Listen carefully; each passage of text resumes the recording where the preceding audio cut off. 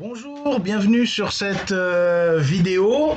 J'ai mis mon maillot de l'OM, le maillot que la Terminale 1 de l'année dernière m'avait offert. Je salue tous les élèves de cette Terminale 1 qui aujourd'hui sont des étudiants et je leur souhaite le plus grand succès dans leurs études. Alors disons-le d'emblée, cette vidéo, le but de cette vidéo est de faire passer un message de soutien, un amical message de soutien à l'un des plus grands gardiens de l'OM, qui est Steve Mandanda.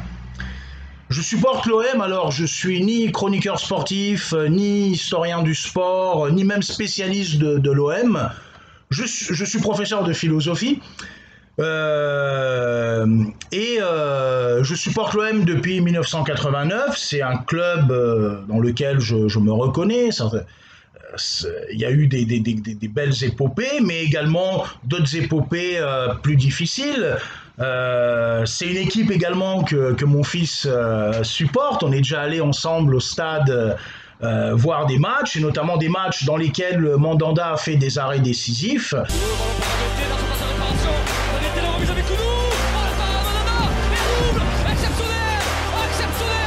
Et par exemple, je peux citer le match OM Angers sous Rudy Garcia au Vélodrome, on mène 1-0, Angers égalise et en fin de match, si Mandanda n'avait pas été décisif, n'avait pas fait un très bel arrêt, l'OM aurait même perdu chez eux contre Angers. Donc je voulais lui faire passer ce message de soutien compte tenu de ce qui se passe aujourd'hui à l'OM, et l'idée m'est venue de faire cette vidéo en lisant un extrait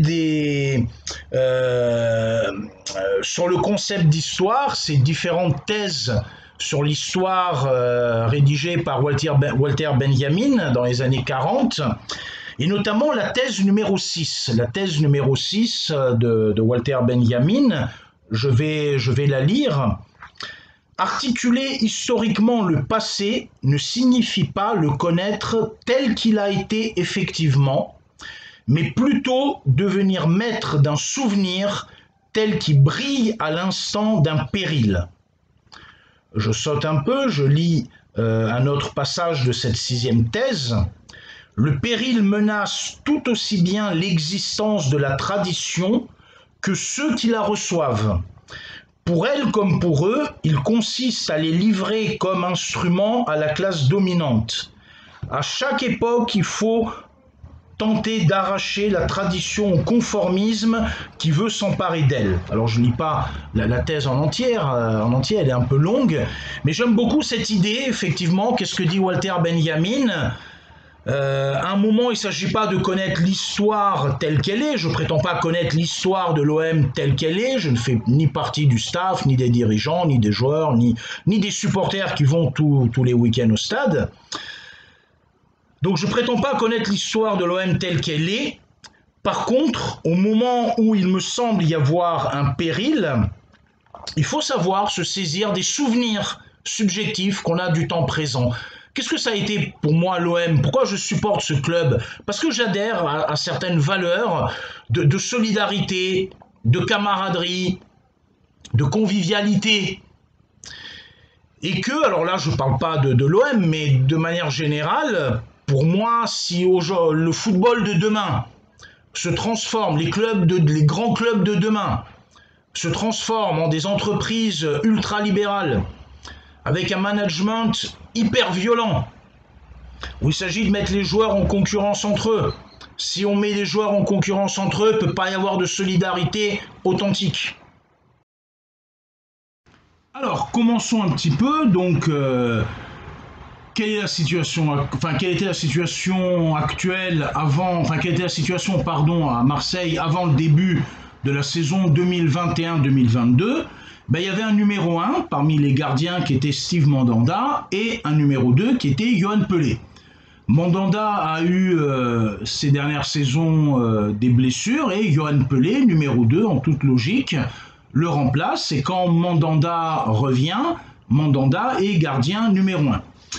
Au début de la saison 2021-2022, c'est pas Yoann Pelé donc voit son contrat se terminer et on va faire venir Pau Lopez.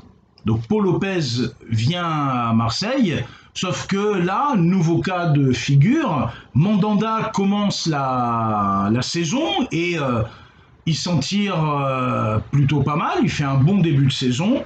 Et à partir du match contre Monaco, c'est Pau Lopez qui prend sa place et Steve Mandanda est sur le banc. Et Steve Mandanda, donc depuis le 11 septembre, le match contre Monaco, Steve Mandanda est sur le banc. D'après ce que la presse a rendu compte, Steve Mandanda ne vivrait pas de manière forcément très agréable cet état de fait. Sampaoli, dans une conférence de presse, je cite la traduction, Sampaoli s'est expliqué, il a dit, je vais être sincère là-dessus, il a dit, voilà, Steve Mandanda est une légende, c'est une idole du club, enfin il a dit c'est une idole du club, mais il doit lutter contre un présent, un système, en plus d'un partenaire qui vient d'arriver.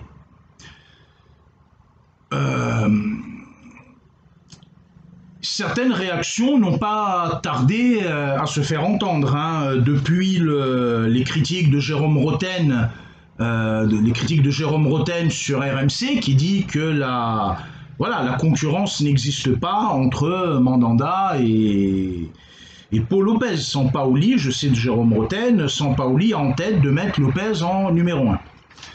Il y a également d'autres réactions, Valbuena qui dit c'est un manque de respect, ce qu'on fait à Mandanda, il a une histoire avec le club, je cite Valbuena, Mandanda il a une histoire avec le club, je veux bien qu'on lui mette quelqu'un dans les pattes, qu'on pense à l'avenir, mais selon Valbuena, Lopez n'est pas meilleur que Mandanda.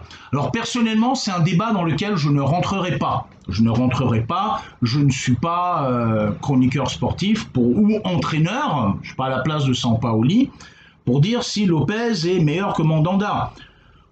Contre le Locomotive, quand on prend le 1 partout, là c'est le spectateur qui parle, quand on prend le 1 partout, Lopez n'est pas impérial. Par contre, contre Lens, Lopez fait de très bons arrêts. Donc c'est pas à moi de dire si Lopez est meilleur que Mandanda. Par contre, ce qui me pose effectivement problème en tant que supporter de l'OM, également en tant qu'intellectuel, ce qui me pose problème, c'est la place qu'occupe Mandanda et les représentations que l'on peut avoir de Mandanda dans l'espace public.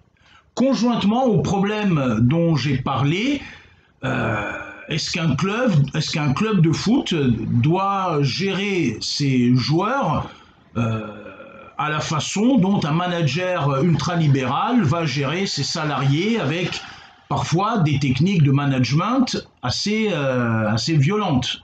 Tout le monde connaît les dégâts dans les systèmes ultralibéraux d'un management très violent, depuis les mises au placard forcées, etc. Je ne dis pas que c'est ce qui se passe à l'OM, mais je n'aimerais pas que ça soit ça qui se passe à l'OM, parce que c'est le club que je supporte, et en bon déontologiste, je vais expliquer ce que c'est, je crois aux valeurs. Je pense que les valeurs, les principes sont plus importants que les conséquences, que la recherche du gain, la maximisation des profits.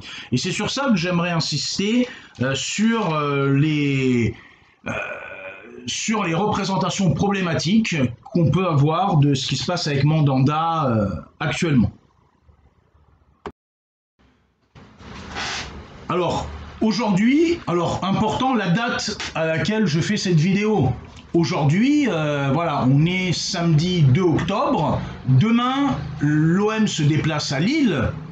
Et aujourd'hui, j'ai vu sur les réseaux sociaux un message des Dodgers, groupe important des supporters de l'OM, un message des Dodgers qui, outre le fait de rendre hommage d'une très belle manière à deux supporters du club récemment disparus, René, on connaît tous la minute de René, et puis Clément, ce jeune décédé dans un accident de la route au retour du match de l'OM contre Angers. Donc dans ce communiqué, il y a entre autres un très bel hommage des Dodgers à ces deux supporters malheureusement disparu. Et il y a également dans ce communiqué un message de soutien, du moins je l'interprète comme ça, un message de soutien des Dodgers à Steve Mandanda. Je cite le message vu sur les réseaux sociaux des Dodgers, le groupe de supporters de l'OM, je cite: « Un seul bémol dans un ciel à nouveau bleu, la mise à l'écart de Steve Mandanda par Sampaoli.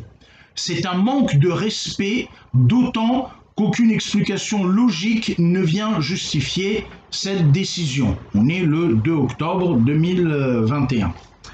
Et je serais curieux de voir si Steve Mandanda va jouer contre Lille demain. Personnellement, je le dis publiquement, si Steve Mandanda ne joue pas contre Lille, je ne regarderai pas le match. Là encore, vous voyez, en tant que déontologiste, pour moi, les principes sont plus importants que les conséquences. Mandanda a sa place dans l'OM. C'est un joueur que j'apprécie beaucoup. Et donc, si il ne joue pas contre Lille, ça ne m'intéresse pas de voir le match. Alors attention, je regarderai les prochains matchs de l'OM après la trêve, etc. Mais aujourd'hui, je ne vous cache pas une certaine tristesse de ne pas voir ce grand gardien dans les cages. Et ce que je dis, attention, ne préjuge en rien la qualité de jeu de Paul Lopez. Je ne suis pas habilité à la juger. Alors, du coup, qu'est-ce que le déontologisme et qu'est-ce que le conséquentialisme? Alors, je parle de tout ça dans des vidéos que j'ai déjà tournées sur ma chaîne YouTube, Football et déontologisme, mais je voulais quand même faire ce petit rappel, c'est quoi être déontologiste? Pour ceux qui passent le bac philo, ça peut être des connaissances philosophiques à utiliser si vous avez quelque chose qui tombera au bac au mois de juin sur le devoir. Le déontologisme, en fait, signifie que les principes qui doivent animer nos actions sont plus importants que les conséquences qui en découlent.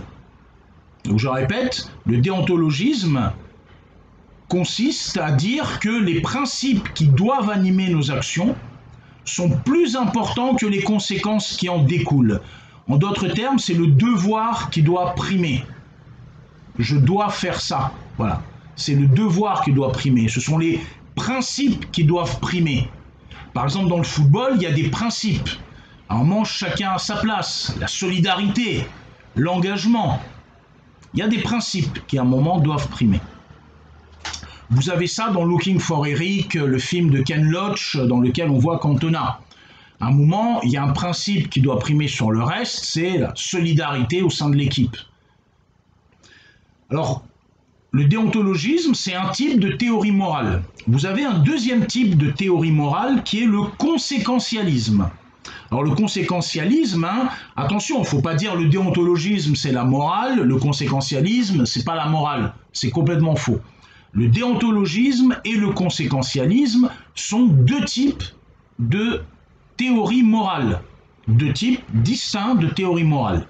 Le déontologisme privilégie les principes doivent primer sur les conséquences de nos actes. Le conséquentialisme, dans lequel s'inscrit notamment l'utilitarisme de Jeremy Bentham ou de John Stuart Mill, le conséquentialisme, c'est l'inverse. Ce sont les conséquences de nos actions qui sont plus importantes que les principes qui les guident. En d'autres termes, c'est le bonheur du plus grand nombre qui prime, à travers notamment la maximisation du profit, qui prime par exemple sur les principes de justice. Pour le conséquentialisme, c'est, on va dire, la maximisation du profit qui prime sur les principes de justice. Alors vous voyez, si j'applique ça au football, là, le conséquentialisme, c'est une autre manière de gérer. Ça veut dire que ce qui prime, c'est la victoire, ce n'est pas les principes. Ce n'est pas les principes de solidarité, d'entraide, etc. Non. Ce qui prime au niveau du conséquentialisme, c'est de gagner le match, peu importe comment. Vous avez des entraîneurs qui, à un moment, raisonnent comme ça. On s'en fiche, voilà. Vous avez des entraîneurs qui se disent, on va faire un beau match, On va construire un jeu offensif, etc. Des fois, les entraîneurs mettent ce schéma de jeu avec un beau jeu d'attaque et ils perdent à 1-0 parce que plus on attaque, plus on laisse des espaces derrière. Donc on peut dominer tout le match, on mène, etc. Puis on va perdre à 1-0 parce qu'on a laissé beaucoup d'espace derrière en voulant attaquer. Mais on a pour principe de faire du beau jeu et d'aller de l'avant. D'autres entraîneurs ne sont pas déontologistes, d'autres entraîneurs sont conséquentialistes. Peu importe que le match soit ennuyeux, le but est de gagner. Donc à un moment, on va développer, je sais pas, une stratégie sur les ailes, on essaye de marquer un but très rapidement, et après, on joue à 10 derrière. Voilà, à 10 derrière avec le gardien. Et on ferme le match. Et c'est un match ennuyeux, mais bon, on mène 1-0. Là, les conséquences sont plus importantes que les principes. Alors, parmi les philosophes qu'on pourrait ranger parmi les déontologistes, moi je prétends m'inscrire plutôt, bon pas à 100%, mais plutôt dans le courant déontologiste. Parmi les philosophes qui s'inscrivent dans ce courant, il y a Emmanuel Kant, et notamment ce livre très, très intéressant, Le fondement de la métaphysique des mœurs, dans lequel Kant se positionne par rapport à l'impératif catégorique. Kant sépare deux types d'impératifs. L'impératif hypothétique. L'impératif hypothétique, c'est agir conformément au devoir. En d'autres termes, l'impératif hypothétique, c'est on fait ceci car on veut cela. L'action, elle est liée quelque part à une finalité. Je vais par exemple être solidaire avec mes camarades de jeu sur le terrain parce qu'on me paye beaucoup, je gagne plein de fric, donc je fais ceci parce que je veux cela. Je vais être solidaire parce que si je suis solidaire, je vais être mis sur le terrain par cet entraîneur et je vais avoir des primes de match. Donc vous voyez, l'impératif hypothétique, c'est agir conformément au devoir. Je fais ceci car je veux cela. Je suis solidaire avec mes camarades parce que je veux aller sur le terrain. Si jamais je joue trop personnel, l'entraîneur ne va pas me faire jouer. Impératif hypothétique. Chez Kant, cette action n'est pas morale. L'impératif hypothétique ne renvoie pas à une action morale. Agir conformément au devoir n'est pas moralement acceptable. Pour qu'une action soit morale, dit Kant, elle doit être désintéressée. L'impératif catégorique, c'est agir non pas conformément au devoir. L'impératif catégorique, c'est agir par devoir. On fait ceci car on doit le faire. On est solidaire par obligation morale, pas par intérêt. Je ne veux pas être solidaire pour que l'entraîneur me fasse jouer. Non. Je suis solidaire parce que je dois l'être. C'est un principe auquel je crois, auquel j'adhère, que j'applique avant tout en suivant ma volonté qui ne peut être que bonne. Donc vous voyez, l'action ne dépend pas des effets attendus, des intérêts ou des buts poursuivis. Non.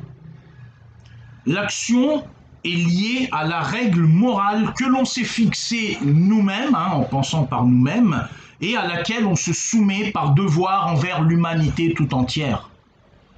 Je suis solidaire de mes coéquipiers de jeu sur le terrain, parce qu'un monde où on n'est pas solidaire, un monde où on est en concurrence, un monde où on est en compétition les uns les autres pour pouvoir jouer, n'est pas un monde vivable, c'est un monde invivable. C'est un monde où c'est chacun pour soi et où les principes ne sont que des principes moraux de façade, superficiels, inauthentiques. Si je suis solidaire, c'est pas pour que l'entraîneur me fasse jouer. Si je suis solidaire, c'est parce que je dois l'être par devoir envers mes camarades, par devoir envers le public, par devoir envers l'humanité entière, par rapport aux gamins qui me regardent dans le stade et qui jouent, qui à un moment vont jouer au foot dans la récré et dont je servirai de modèle à travers mes valeurs, à travers ma moralité. Donc chez Kant, vous voyez, là il y a quelque chose de très important qu'on pourrait appliquer au football. Il y a, on pourrait dire, deux manières de formuler l'impératif catégorique. Première formulation de l'impératif catégorique de Kant, toujours dans le fondement de la métaphysique des mœurs, je cite, « Agis de telle sorte que tu puisses vouloir que la maxime de ton action soit considérée comme une loi universelle. » Ce qu'on fait vivre, par exemple, à Mandanda, là, visiblement, d'après les médias, il ne le vivrait pas très bien. Moi, je supporte l'OM. Je n'ai aucune sympathie pour le PSG. Je le dis avec humour parce que certains de mes élèves supportent le PSG. Pour eux, j'ai de la sympathie. Mais le PSG, c'est une équipe rivale. Mais si je veux ne pas être contradictoire, en plus j'ai des copains qui supportent le PSG, donc je dis ça vraiment avec humour. Et d'ailleurs, il y a des supporters du PSG quand il y a eu le décès de René, ce supporter emblématique de l'Olympique de Marseille. Il y a des supporters du PSG sur Twitter qui ont rendu hommage à ce grand monsieur, tout comme d'autres supporters d'autres clubs, comme Lyon notamment, ont rendu, ou Lens, quand ils étaient au Vélodrome le week-end dernier, ont rendu hommage à Clément, le jeune supporter décédé récemment. Donc vous voyez, si j'applique cette maxime, cette formulation de Kant, de l'impératif catégorique, agis de telle sorte que tu puisses vouloir que la maxime de ton action soit considérée comme universelle. Si moi, supporter de l'OM, je m'indigne face à la manière dont Mandanda est considéré cette année, si je suis logique avec moi-même, je l'ai dit à mes élèves ce matin, j'ai aussi la plus grande solidarité pour Navas, au PSG. Ou bien je peux avoir, voilà, je parlais avec un Thomas que je salue, supporter de Saint-Étienne, où je peux avoir une pensée aussi pour Ruffier. Ça s'est pas très bien passé pour Ruffier, le gardien de Saint-Étienne également. Mais si je prends là en ce moment ce qui se passe à l'OM, je ne peux que du coup, si je suis déontologiste, aussi, comme l'ont exprimé certains joueurs de Paris visiblement, il y a eu un article dans les médias qui disait qu'il y a un soutien de certains joueurs de Paris à l'égard de Navas, je ne peux que soutenir également moi-même Navas, qui lui aussi est en concurrence avec un autre grand gardien. Et là encore, je ne suis pas habilité pour juger qui est le meilleur. Mais voyez, à un moment, l'impératif catégorique, agir par devoir, à un moment prétend à l'universalité. Ça veut dire que les actes que je fais par devoir, à un moment, ils prétendent être universels. Que ce qui s'applique à un cas singulier s'applique à tout le monde. Et que si à un moment je peux m'indigner de certaines choses qui me posent problème, elles concernent tous les gardiens de toutes les équipes. Donc pour rester toujours sur cette première formulation de l'impératif catégorique de Kant, qu'est-ce qu'implique l'universalité ? L'universalité implique, voilà, est-ce que je peux vouloir que ma volonté soit le principe d'une législation universelle qui doit être suivie en tout temps et en tout lieu. Ce que je dis au niveau des principes, le principe de solidarité, le principe de quiétude, voilà, des joueurs, est-ce que je voudrais que l'humanité entière soit guidée, vous voyez, par ces principes que je considère importants. Donc ça sous-entendrait, voilà, qu'on reconnaît la moralité d'une action si elle est capable de guider toute l'humanité entière et pas simplement de s'appliquer à l'Olympique de Marseille. Vous voyez, ça ne veut pas dire ne fais pas à autrui ce que tu ne voudrais pas qu'on te fasse. Ça serait conséquentialiste. Non. À un moment, dire que les principes, notamment le principe voilà, de solidarité, donc ça s'oppose à la mise en compétition, ce principe, je pense qu'il doit être universel. Je pense qu'il doit être universel. Alors, deuxième formulation de l'impératif catégorique. Deuxième formulation de l'impératif catégorique. Agis de façon telle que tu traites l'humanité aussi bien dans ta personne que dans tout autre, toujours en même temps comme fin et jamais simplement comme moyen. Alors, du coup, qu'est-ce que ça veut dire? Qu'est-ce que ça veut dire? Agis, voilà. bah, ça veut dire qu'il faut reconnaître une valeur particulière à l'être humain. Et c'est dans ce sens, moi je ne connais pas Steve Mandanda, j'aimerais bien le rencontrer, mais il m'a fait vibrer. Je suis désolé, le match du PSG l'année dernière, qu'on a gagné 1-0. Bon, bah, si on n'avait pas eu Mandanda dans les cages, on aurait peut-être perdu. De Steve.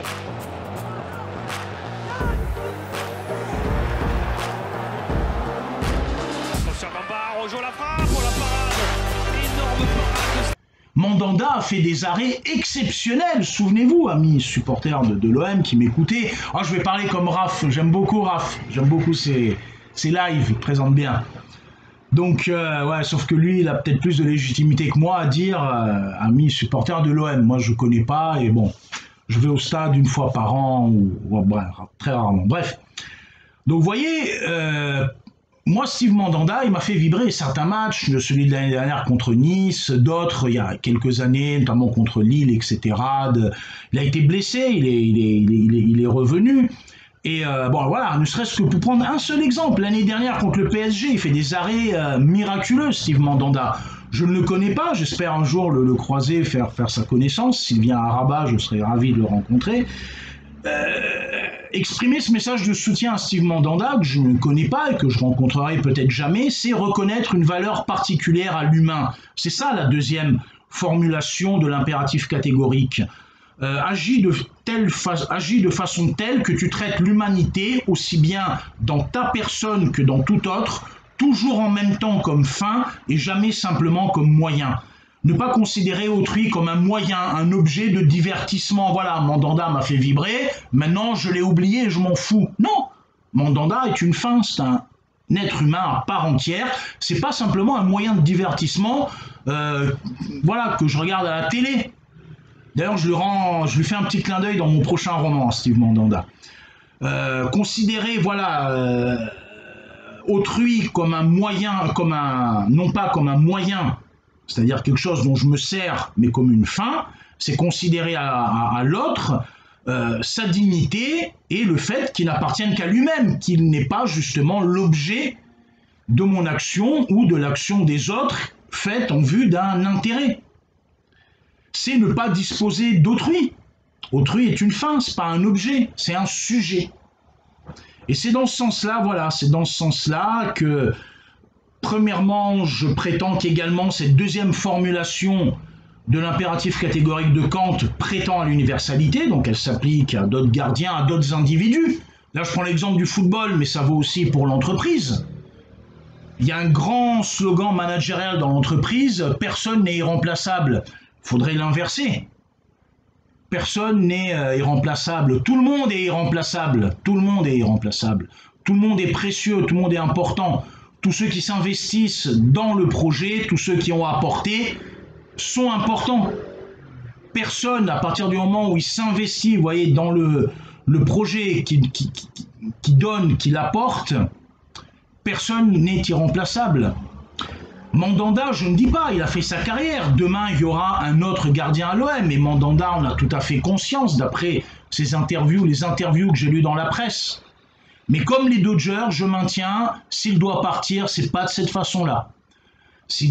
Quand il devra partir de l'OM, c'est avec l'ovation du public, c'est à la fin d'une saison remarquable qu'il aura faite, et c'est sortir la tête haute par la grande porte, à l'image du grand gardien qu'il a été à l'OM depuis 2007. Voilà, j'ai terminé. Merci d'avoir suivi cette vidéo. Aujourd'hui, on parle beaucoup des supporters de foot, un peu comme des bourrins, des gens voilà, qui lancent des pétards, qui se bagarrent, qui envahissent les stades, etc.